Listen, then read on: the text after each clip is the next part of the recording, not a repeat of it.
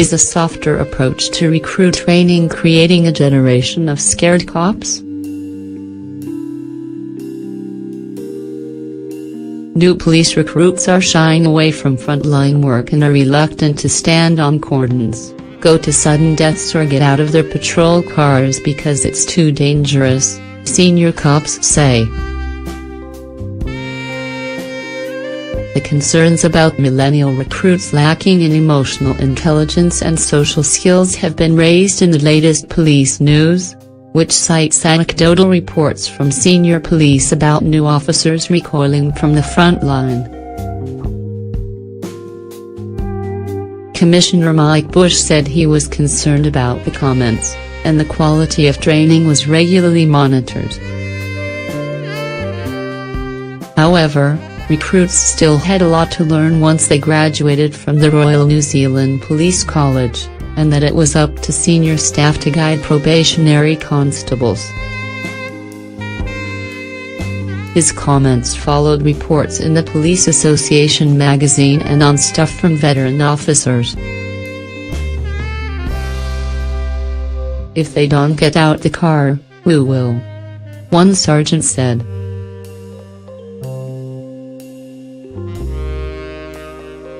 They should have been prepared for what to expect at the college.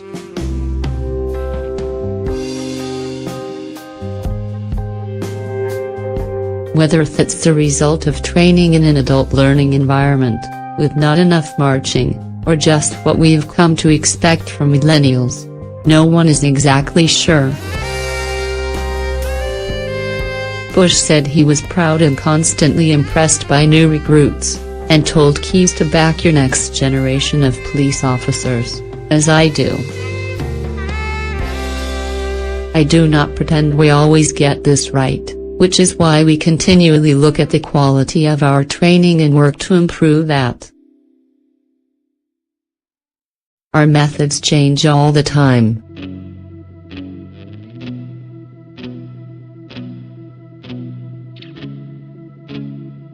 The magazine also spoke to a veteran Auckland officer worried about a lack of emotional intelligence and social skills among the new constables.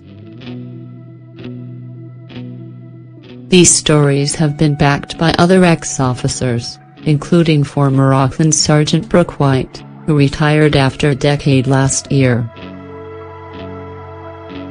She called the new training regime dangerous and embarrassing, and said the police college now resembled a cushy baby college where recruits addressed senior officers by name, and military-style discipline had been discarded in favor of a more pampered corporate HR or university-style model. They risk churning out a generation of substandard cops.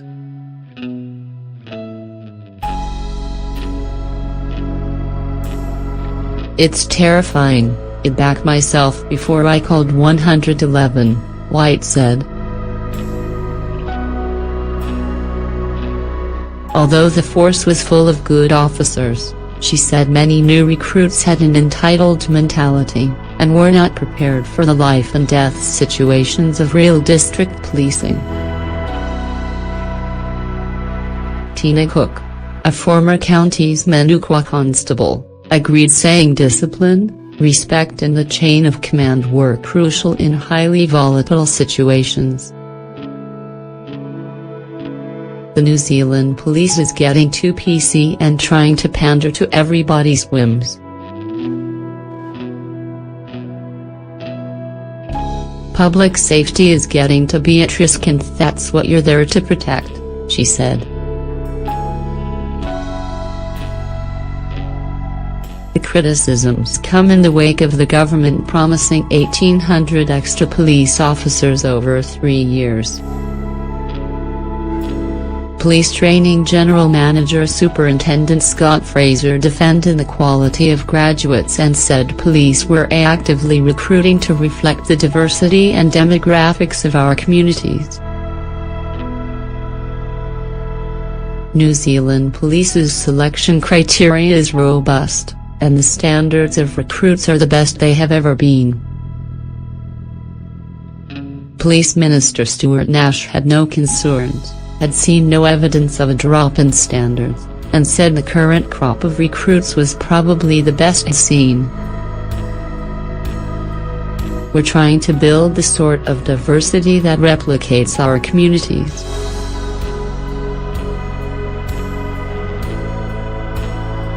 We're changing the culture of police.